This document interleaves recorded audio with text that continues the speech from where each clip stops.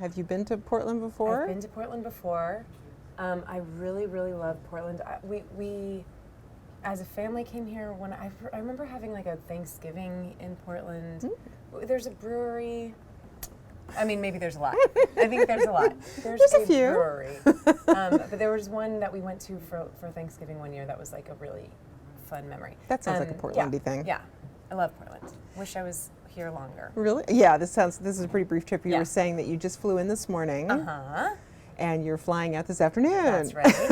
that's kind of Next time a longer. quick trip. Yeah. Now, I understand that you grew up in California, but you went to Southern Oregon University. Yeah, I did, in Ashland.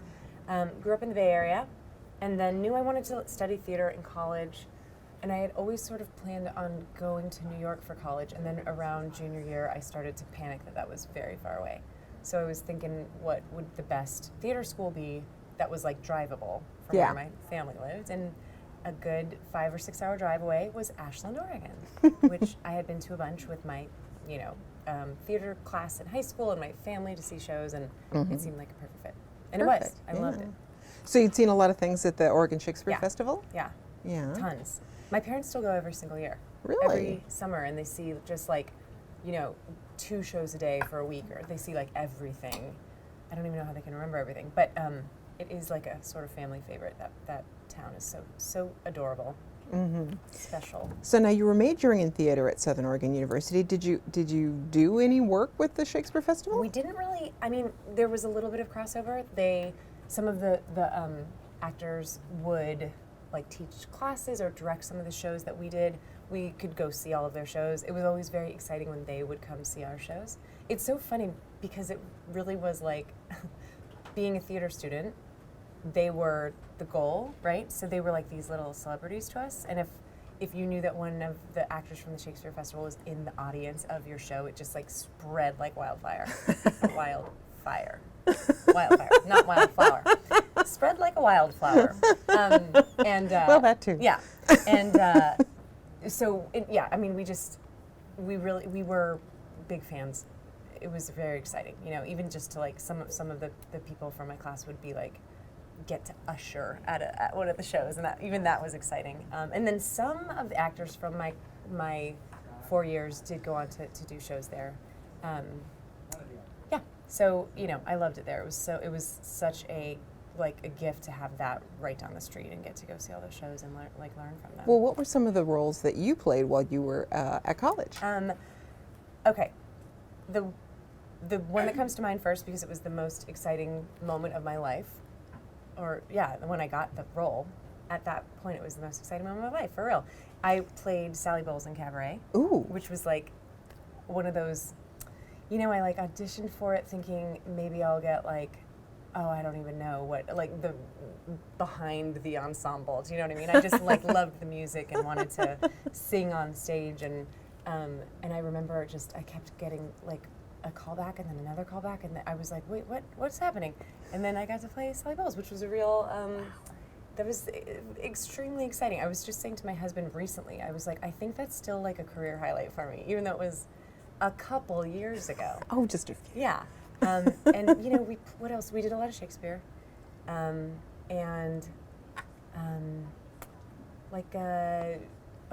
did they all go from my brain? We did a play called Top Girls with like. Oh yeah, was that Carol Churchill's play? Yes, it was. Yeah. With just an all-female cast, and it was great. It was. We got to have all different directors, and it's such a special time in my life where it was just about theater. That's it. It was like, I didn't have a social life. I didn't want to. I just was like reading plays and writing about plays and being in plays and learning monologues, and it was like almost like conservatory style. It was just all encompassing. It was great. It was great. And then I was like, I'm going to move to New York and be a stage actress. And then I didn't. Well, you got involved with the Upright Citizens Brigade, right? That's true. So that's a stage. Yeah. But just not, in my mind, I was like, I'm going to go do Shakespeare in New York.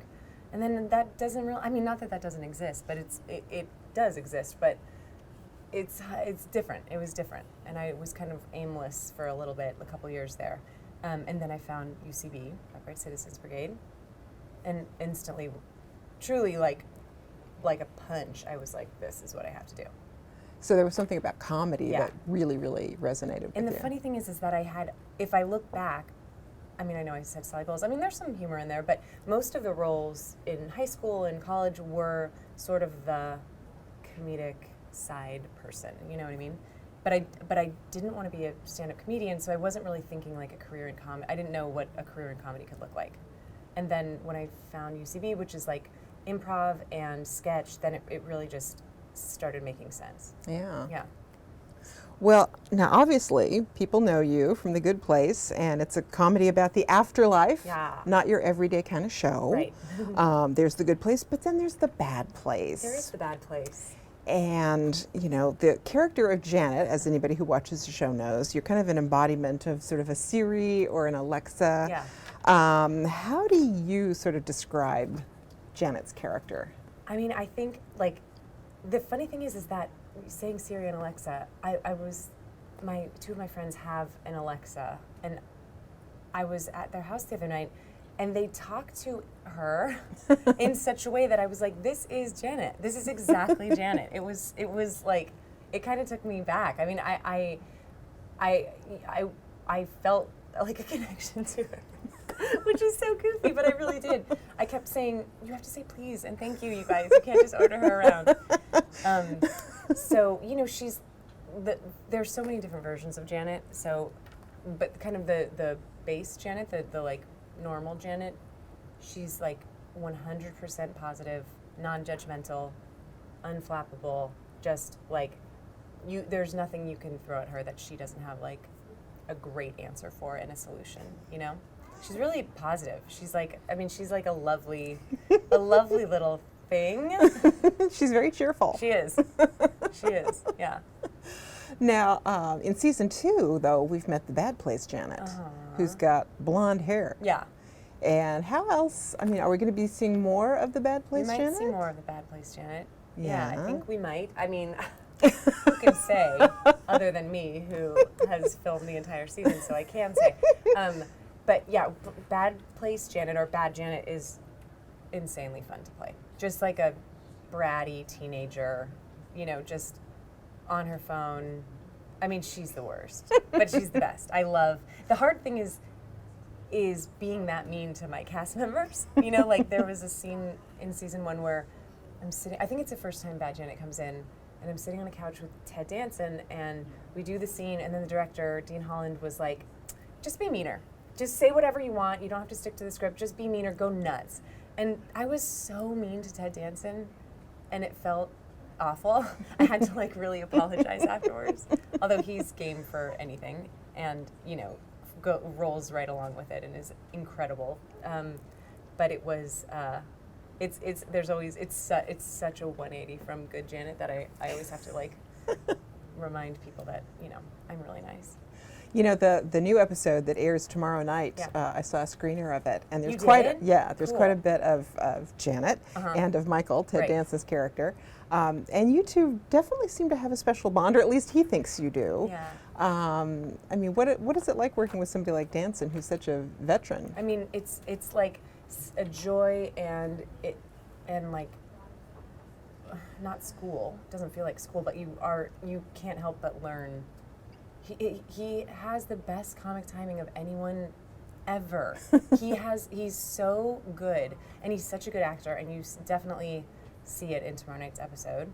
Oh my gosh, he's so good. I was like recently looking back on text messages that I had sent him, and a couple in a row were just, you're the best scene partner I've ever worked with. You're my favorite scene partner. He just is so giving and there, and anything you give him, he returns. He's a pro. And he also loves acting. He loves what he does, and he lets you know. And I feel like when you've been in the business as long as he has, that doesn't always happen. You can really take things for granted. I mean, when you've been in the business for not as long as he has, people take things for granted and complain about call times and, you know, scripts and things like that. And he is just, I mean, it helps that he's working with Mike Schur, who is the best in the dang biz. Yeah, the creator of the show. Yeah. Yeah. And he really loves the cast.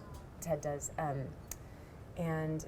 But I always think he's like a great leader. He's a great, I mean, between him and Kristen Bell and Mike Schur, we have these like captains of this big ship, and they're all brilliant and lovely and happy to be at their work, and it makes it just trickles down, and it's just such a it is a joy. It is such a joy to be on that set.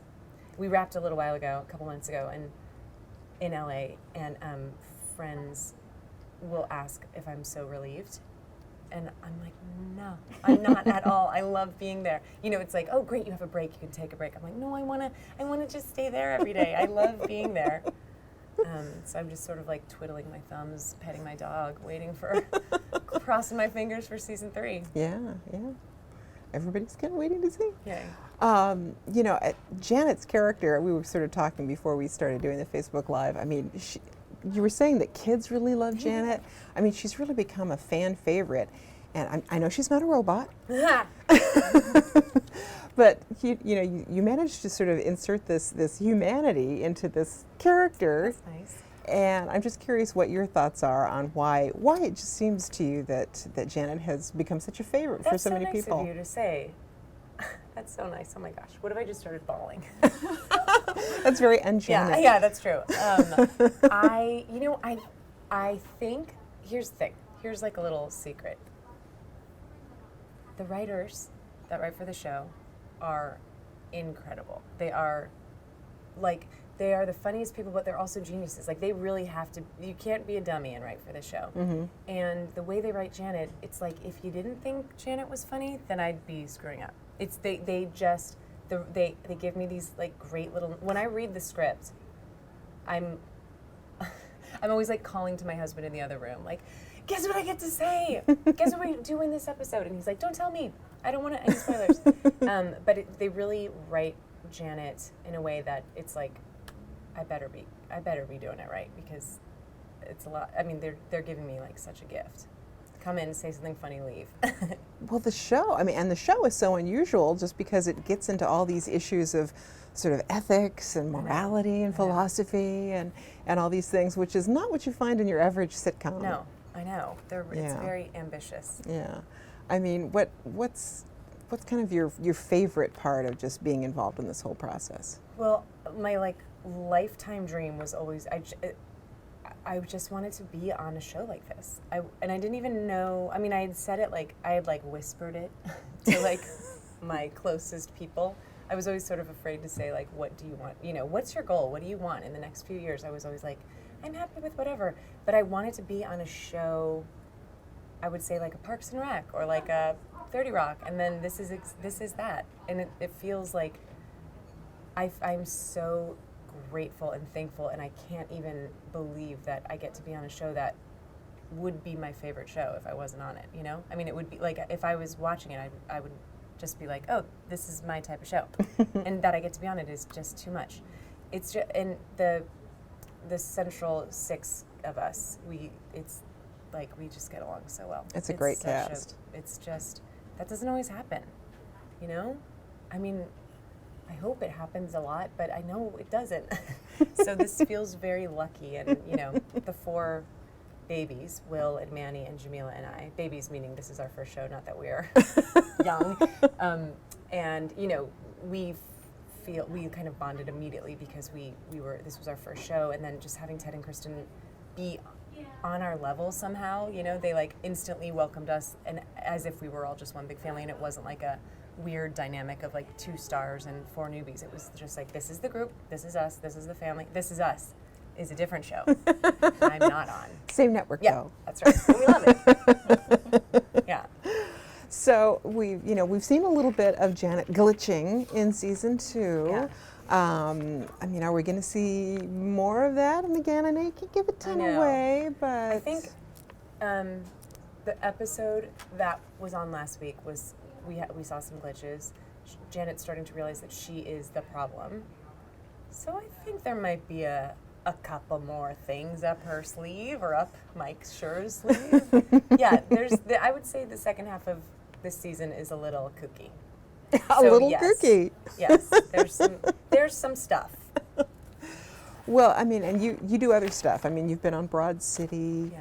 And other things. I mean, what's kind of coming up next for you? Well, let's see, what month is it? October? October. Okay. I'm going to be on this HBO show, Bill Hader's new HBO show. Barry? Yeah, good. Look at you. I think, well, I don't even know if they have a premiere date. I know it's 2018. And it's Bill Hader and Henry Winkler and this incredible cast, and I get to play like an annoying actress. Haha. That's a stretch. Yeah, right. I know. I basically like in an act. The way the show is, Bill's character, it takes an acting class, and all of the actors in the acting class, I think there's 6 of us. We all at certain times were like, we're kind of just playing ourselves, a little bit heightened, but just really annoying actors, which you just can't get away from it. That sounds terrific. Yeah, it's really funny. It's great. It's great. Well, I look forward to that. Gosh, you have been such a good sport for taking the time to do this. No, I'm happy to. I love the show. I love being on the show. I was talking to Kristen the other day, and I just went, I love our show. Because we were talking about how we watch episodes over again. But I just love the show. I am a fan of the show. So I'm happy to talk about it. Happy to talk about it. Well, we are so happy to have you back in Oregon, Yay. however briefly. Right. Is there anything else that we want to get to, or we're A good? lot of fans on Facebook Live say they love Janet. Hi, Facebook They're the Live. main reason they watch the show, a couple people. So people asking what you like about playing Janet, but you kind of touched on that a little bit. She's just she's such a little positive light. And then, that's normal Janet. And then also the fact that there are so many different versions and shades of Janet. It's like an actor's gift. Or like a gift to an actor. It's just every script is something new, and it's the joy of my life. And my dog and husband. And family. And Yeah. Okay. All right. Well, I think that does it. Cool. And again, many thanks for taking the time to do this. Thanks for having me. And congratulations on the show. Oh yeah, catch the show Thursdays at 8:30. NBC. Watch it. Yeah. And season 1 is on Netflix. Yeah, season 1's on Netflix and NBC.com or the NBC app. Watch it all. Don't get spoiled. It's quick. Just watch it. You won't regret it. I promise. It's a really good show. Thanks.